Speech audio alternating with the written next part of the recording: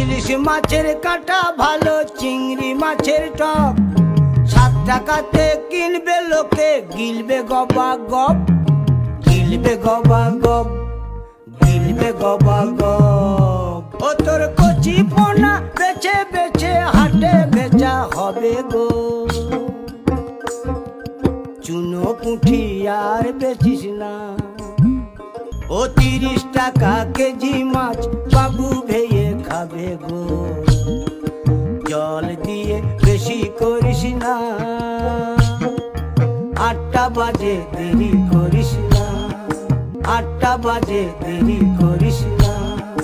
ইলিশ মাছের কাঁটা ভালো, চিংড়ি মাছের টক, 7 টাকাতে কিনবে লোকে, গিলবে গবা গপ, গিলবে গবা গপ, গিলবে গবা গপ। ও তোর কচি পোনা বেছে বেছে হাটে বেচা হবে গো।